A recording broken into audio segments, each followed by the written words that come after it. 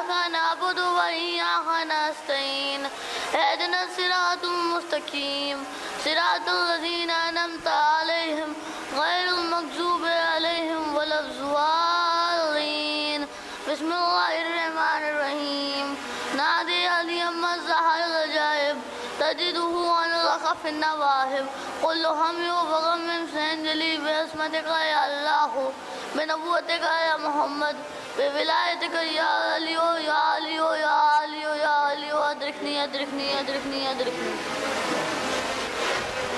کہ علی نے بتا دیا عبادت کسے کہتے ہیں، حسین نے بتا دیا شہادت کسے کہتے ہیں، اور جنگ کی اجازت ملی نہ عباس سے ورنہ حسین سے ورنہ عباس بتاتے قیامت کسے کہتے ہیں. حوالہ یاد نہیں ہے کتاب سوچنے دو، کہاں سے پوچھ رہے ہو نصاب سوچنے دو.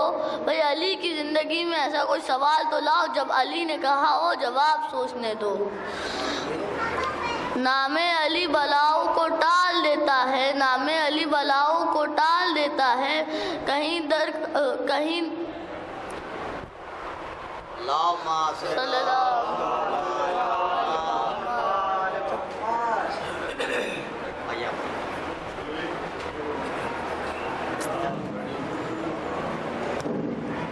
نعرہ صلوات.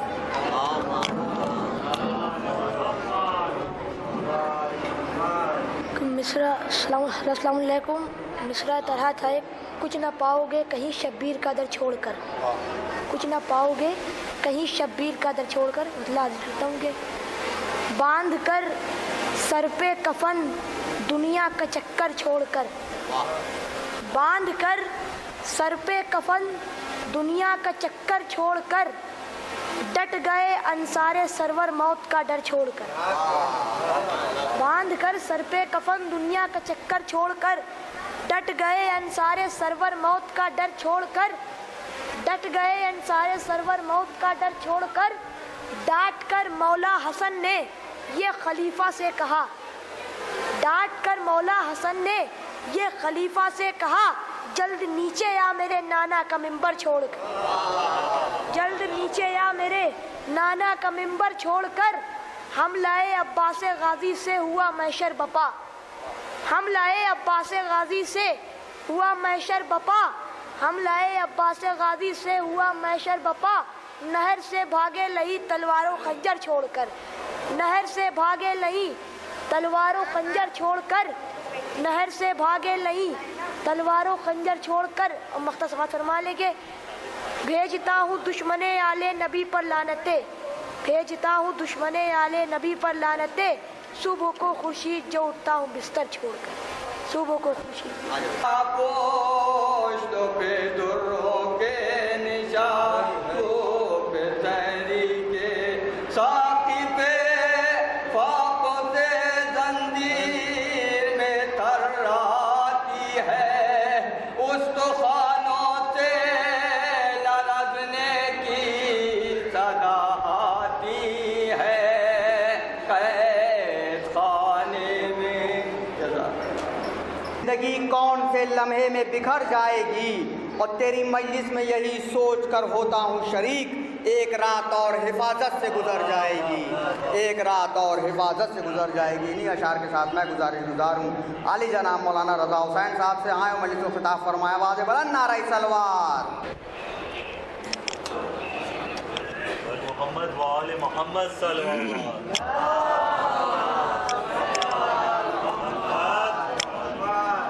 رحم اللہ من قرأ الفاتحہ.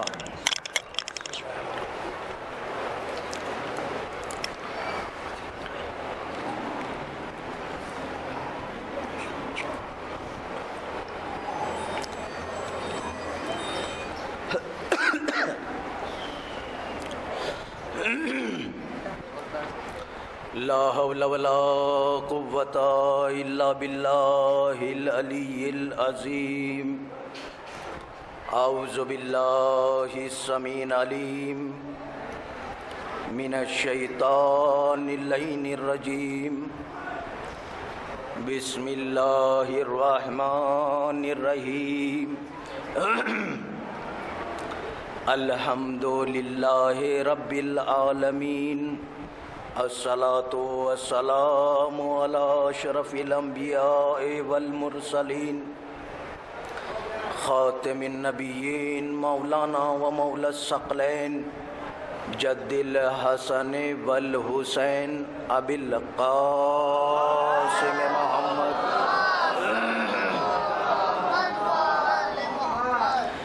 وعلى آل بیتہ الطیبین الطاہرین المعصومین المظلومین ولعنۃ اللہ علی اعدائہم اجمعین من یومنا الی قیام یوم الدین اما بعد فقد قال اللہ تعالی فی القرآن المجید وهو اصدق الصادقین وقولہ الحق بالحق بسم اللہ الرحمن الرحیم یا ایہا الرسول بلغ ما انزل الیک من ربک وَإِن لَّمْ تَفْعَلْ فَمَا بَلَّغْتَ رِسَالَتَهُ وَاللَّهُ يَعْصِمُكَ مِنَ النَّاسِ صلوات بر محمد والے۔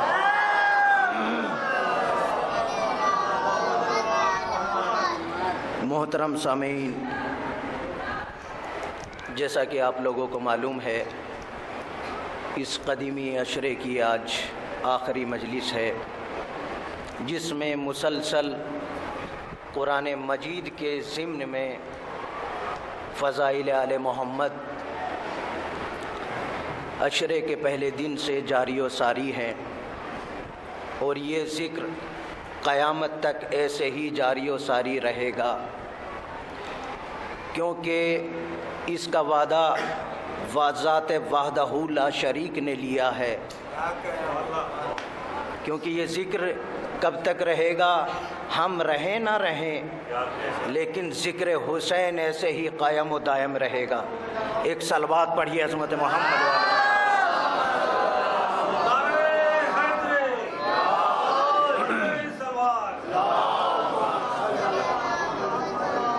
چار مصرے سنانے کے بعد مجلس کا آغاز کرتا ہوں کہ جو مجلس شبیر میں شامل دکھائی دے، جو مجلس شبیر میں شامل دکھائی دے، وہ فاطمہ کے خلد میں داخل دکھائی دے، وہ فاطمہ کے خلد میں داخل دکھائی دے۔ کچھ دیر فرض کیجئے یہ مجلس نہ ہو، سارا جہاں حسین کا قاتل دکھائی دے۔ صلوات پڑھیے عظمت محمد والے محمد۔ ارشاد گرامی، اللہ کہہ رہا ہے، قل، اے میرے رسول پہنچا دیجئے، ما انزل الیک من ربک، جو تمہارے رب کی طرف سے تمہارے اوپر نازل کیا جا چکا، اس پیغام کو پہنچا دیجئے۔ ان لم تفعل، اب تیور خداوندی الگ نظر آئے، ان لم تفعل، اگر تم نے نہ پہنچایا، فما بلغت رسالتہ، تو گویا کار رسالت انجام ہی نہ دیا۔ آپ نے بارہا اس آیت کو سنا ہے۔ ایک سوال کرنا چاہتا ہوں، آپ نے کبھی سوچا یہ آیت کس رسول پر نازل ہوئی، کس نبی پر نازل ہوئی؟ اگر یہ جملہ آدم کے لیے ہوتا تو سمجھ میں آتا، یہ جملہ اگر نوح کے لیے ہوتا تو سمجھ میں آتا، لیکن یہ جملہ اس نبی سے کہا جا رہا ہے کہ جو سب نبیوں کا سردار ہے، جو سب نبیوں کا سردار ہے، اس سے بلند اللہ نے کسی کو بنایا نہیں، اور اپنے ہی نور سے دو شخصیتوں کو خلق کیا، محمد کو اور علی کو۔ ایک صلوات پڑھیے عظمت محمد والے۔ اس رسول سے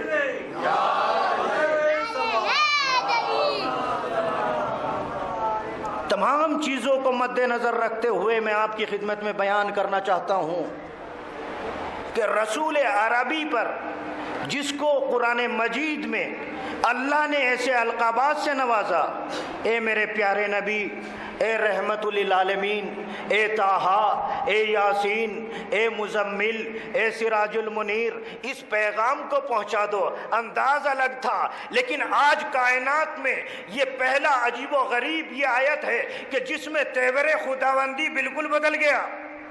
اے میرے رسول، اگر یہ پیغام نہ پہنچایا تو کار رسالت انجام نہ دیا۔ کب نازل ہوا؟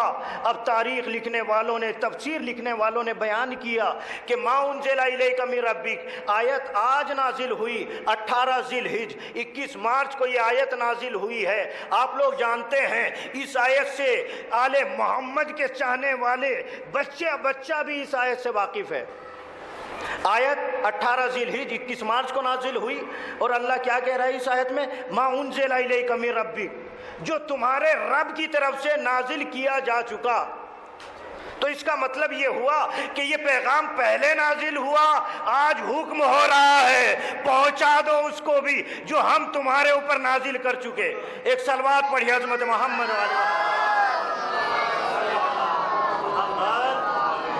دو چار باتیں آپ کی خدمت میں بیان کرنا ہے۔ یہ اس وقت نازل ہوا، کس وقت نازل ہوا؟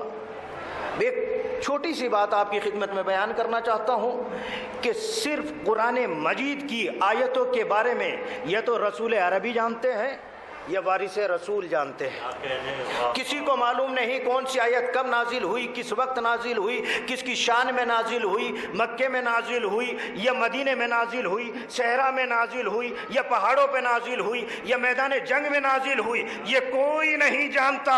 اسی لیے قرآن مجید کی ایک اس بات کو پورا کرنے سے پہلے ایک بات واضح کرنا چاہتا ہوں۔ جب قرآن کو جمع کرنے والوں نے قرآن جمع کرنا شروع کیا اور سب آیتوں کو جمع کیا تو قرآن مجید سے ایک آیت کو جدا کیا جا رہا تھا، جس آیت میں ذکر یہ تھا، اے میرے نبی اب پوچھو، یہ آدم کھڑے ہیں، یہ نوح کھڑے ہیں، یہ ابراہیم کھڑے ہیں، یہ اسماعیل کھڑے ہیں، یہ اسحاق کھڑے ہیں، یہ یوسف کھڑے ہیں، یہ موسیٰ کھڑے ہیں، یہ شمعون کھڑے ہیں، یہ ابراہیم کھڑے ہیں، یہ عیسیٰ کھڑے ہیں، ان سے پوچھو۔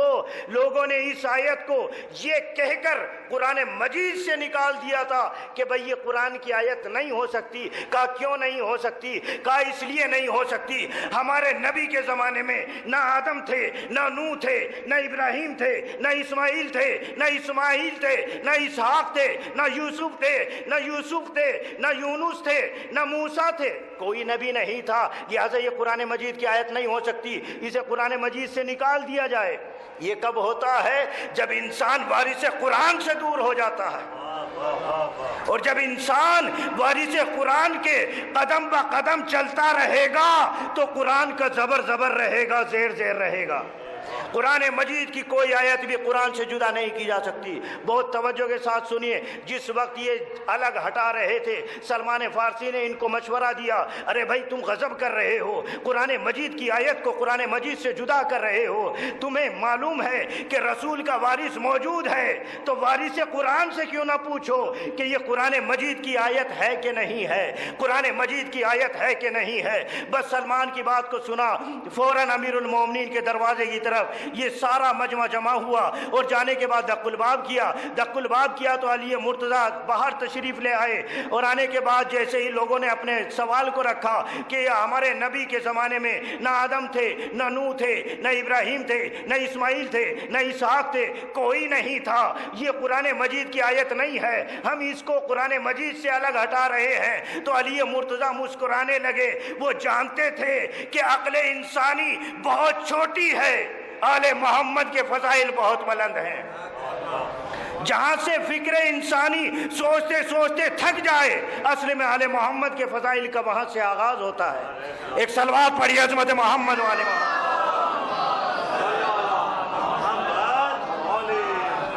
علی مرتضیٰ نے ذہنوں کو دیکھا، اور ان کی عقلوں کو دیکھا، ان کی سوچوں کو دیکھا، ان کی فکروں کو دیکھا تو مسکرانے لگے۔ کہا کہ صحیح بات ہے، ارے یہ تو زمین کے تم زمینی آدمی ہو، تمہیں کیا معلوم قرآن مجید کی کون سی آیت کہاں پہ نازل ہوئی ہے؟ کہا مولا کیا یہ قرآن مجید کی آیت ہے؟ کہا کہ بے شک یہ قرآن مجید کی آیت ہے۔ کہا مولا پھر یہ کب نازل ہوئی؟ ہمیں تو معلوم نہیں ہے۔ علی مرتضیٰ نے فرمایا کہ جب رسول عربی کو معراج پر اللہ نے بلایا تھا یہ زمین پر آیت نازل نہیں ہوئی، جب معراج پر بلایا تھا آدم سے لے کر عیسیٰ تک سارے انبیاء سلام کرنے آئے، دست نبوت کو بوسہ دیا، جب لائن لگا کر رسول عربی کے سامنے کھڑے ہو گئے اس وقت آواز قدرت آئی، اے میرے نبی آپ پوچھو ان سے، یہ آدم ہے، یہ نوح ہے، یہ ابراہیم ہے، یہ اسماعیل ہے، یہ اسحاق ہے، یہ یوسف ہے، یہ ایوب ہے، یہ موسیٰ ہے، یہ عیسیٰ ہے۔ اب ان سے پوچھو ہم نے ان کو نبوتیں کب عطا کی ہیں؟ ہم نے ان کو نبوتیں رسول اللہ سے کہہ رہے ہیں۔ اللہ نے کہا اے میرے نبی، اے میرے پیارے نبی، اے محمد مصطفیٰ صلی اللہ علیہ وآلہ وسلم، اے سب نبیوں کے سردار سنو، ہم نے ان کو پوچھو، یہ تمہارے سامنے کھڑے ہیں۔ خدا نے کہا کہ ہم نے ان کو نبوتیں اس وقت تک عطا نہیں کی جب تک کہ انہوں نے تمہاری رسالت کا کلمہ نہ پڑھا، علی کی ولایت کا اعلان نہ کیا۔ صلوات پڑھی عظمت محمد وآل محمد۔ یہ بات میں نے اس لیے بتائی، اب آپ کی سمجھ میں آ گیا ہوگا کہ رسول عربی کا حدیث کا ایک ٹکڑا ہے، خدا کی قسم رسول عربی یہ جملہ ارشاد فرمایا اور کہا کہ اس پر عمل کرنا کیا تھا، انی تارکن فیکم الثقلین کتاب اللہ و اطرتی۔ اے لوگوں میں تمہارے درمیان دو گرا قدر چیزیں چھوڑے جا رہا ہوں، ایک کتاب خدا، ایک اہل بیت۔ کتاب خدا کو اکٹھا کر رہے تھے، وارث قرآن کو بھول رہے تھے، اہل بیت سے دور رہ کر قرآن کو اکٹھا کیا جا رہا تھا، آیتوں کو سمجھنے کی کوشش کی جا رہی تھی۔ یہ کیسے ہو سکتا تھا؟ کیونکہ رسول اعظم نے کہا تھا اگر تم نے قرآن کو اہل بیت سے الگ کر دیا، اہل بیت کو قرآن سے الگ کر دیا تو کبھی بھی راہ راست پر نہیں آ سکتے، گمراہ ہو جاؤ گے۔ ایک صلوات پڑھیے عظمت محمد والے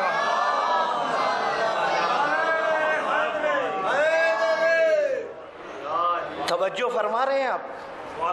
غور کیجئے کتنی بڑی بات رسول عربی نے فرمائی تھی، کیونکہ رسول عربی جانتے تھے، خدا کی قسم جانتے تھے، ایسے ہی جانتے تھے جیسے حسین ابن علی سرزمین کربلا کا سارا منظر جانتے تھے۔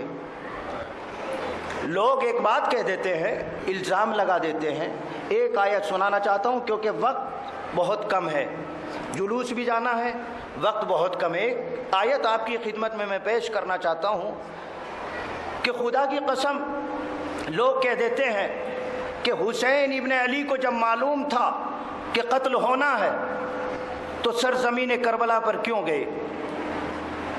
اور موت کی طرف بڑھنا خودکشی ہوتی ہے اور خودکشی کرنا حرام ہے۔ جب قرآن مجید کے بہت توجہ سے سنیے گا، میں ایک باپ کی خدمت میں ایک اہم بات بیان کرنے جا رہا ہوں۔ رسول عربی نے اسی لیے کہا تھا کہ تم نے اگر اہل بیت کو بھلا دیا، خدا کی قسم قرآن کی آیتیں سمجھ میں نہیں آ سکتی۔ کیا کہا؟ ایک آیت بس آپ کی خدمت میں، پھر اپنے بیان کو جاری کر دوں گا کہ قل، اے میرے رسول فرما دیجئے، لو کنتم فی بیوتکم، کہ تم کیوں نہیں نکلتے اپنے گھروں سے۔ قرآن مجید کی آیت ہے، نہ کوئی تاریخ ہے نہ روایت ہے۔ لو کنتم فی بیوتکم، تم کیوں نہیں نکلتے اپنے گھروں سے، لبرز الذین، یقیناً وہ لوگ نکل پڑیں گے، کتب علیہم القتل، جن کے اوپر اللہ نے قتل ہونا واجب قرار دیا، الی مضاجہم، اپنی قتل گاہوں کی طرف، اللہ کیا کہہ رہا ہے کہ یقیناً وہ نکلیں گے وہ لوگ. ایک بہت گہری بات آپ کی خدمت میں بیان کرنے جا رہا ہوں کہ یقیناً نکلیں گے وہ لوگ کتبہ علیہم القتل، جن کے اوپر قتل ہونا واجب قرار دیا اللہ نے، الی مزاجہم، اپنی قتل گاہوں کی طرف. 84 جنگیں رسول عربی کے زمانے میں ہوئی، 75 جنگیں علی مرتضیٰ کے زمانے میں ہوئی. مجھے ایک جنگ میں ایسا ثابت کر کے دکھائے کہ جس میں قتل ہونا واجب بھی ہو اور میدان میں گئے ہوں اور سب کے سب قتل ہو گئے ہوں. جب اللہ نے واجب قرار دیا یہ جملہ کوتبہ علیہم القتل، یہ ابراہیم کے بیٹے اسماعیل کے لیے بھی نہیں تھا. اسماعیل کے لیے گردن تک چھری کا آنا واجب تھا، قتل ہونا واجب نہیں تھا. تو جب اسماعیل کا بیٹا اس منزلت پر نہیں آ سکتا تو حسین کے مقابلے پر آئے گا. ایک صلوات پڑھی عظمت محمد وآل محمد.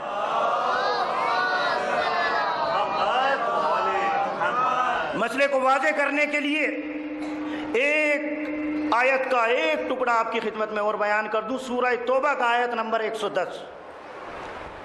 کیا کہا اللہ نے؟ کہا ان اللہ اشتری المؤمنون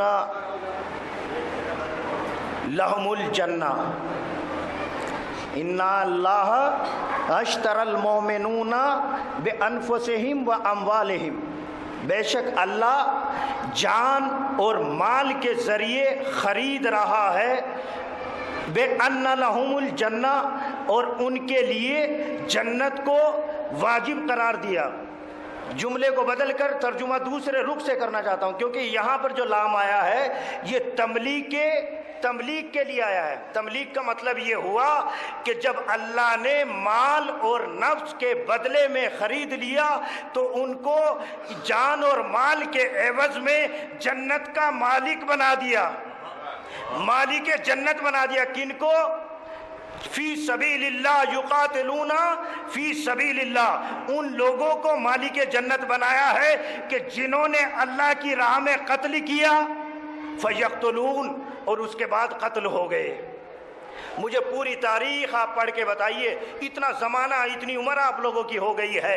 مرنے سے پہلے ایک جملہ یاد رکھیے گا کہ 84 جنگیں رسول کی ہیں، 75 جنگیں مولا علی کے زمانے کی ہیں.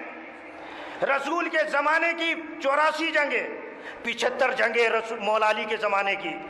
کسی ایک جنگ میں بھی اللہ کے جو جنگ کرنے کے لیے گئے، اللہ کی راہ میں جنگ کرنے کے لیے گئے ہیں، اس میں مجھے ایک شخص ایسا دکھائے کہ جس میں یہ جملہ کہا یقاتلون فی سبیل اللہ، اللہ کی راہ میں قتل کرنے کے لیے وہ جاتے ہیں، پہلے قتل کرتے ہیں، فیقتلون، اور پھر سب کے سب قتل ہو گئے ہوں.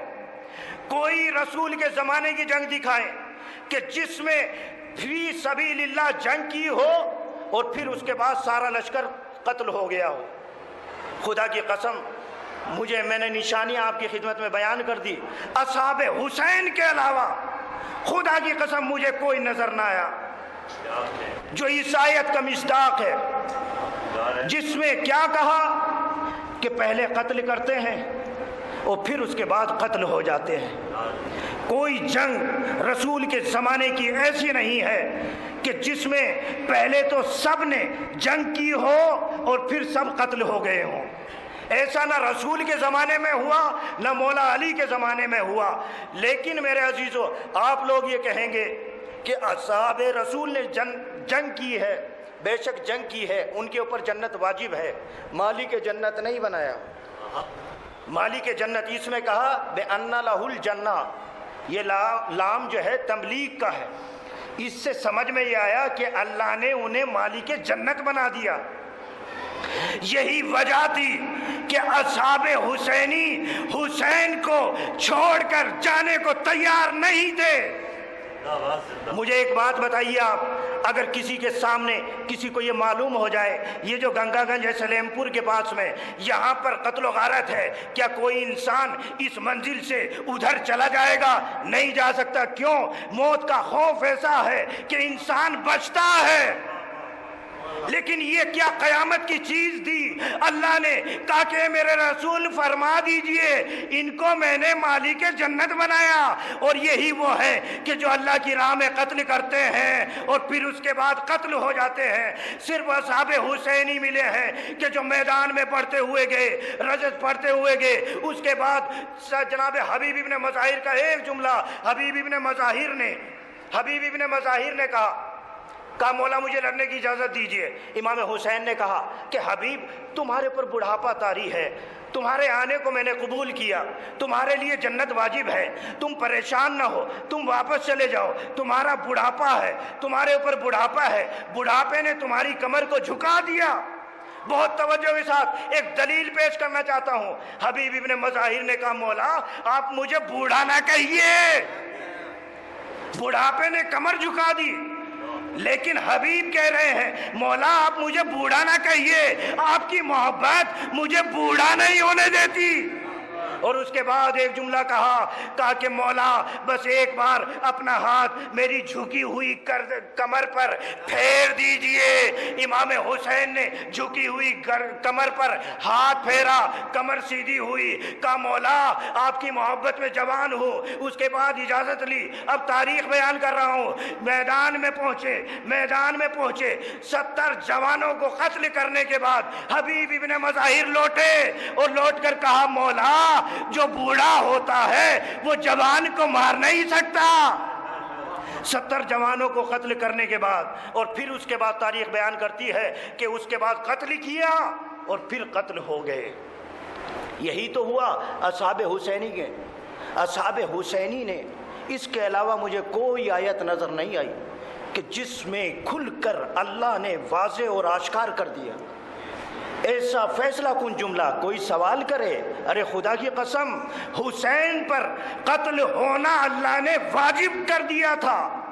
یہی وجہ تھی حسین نے اپنے اصحاب کا امتحان لیا، کہا کہ میرے صحابیوں تم چلے جاؤ، کیونکہ بس حسین کو قتل کرنا چاہتے ہیں۔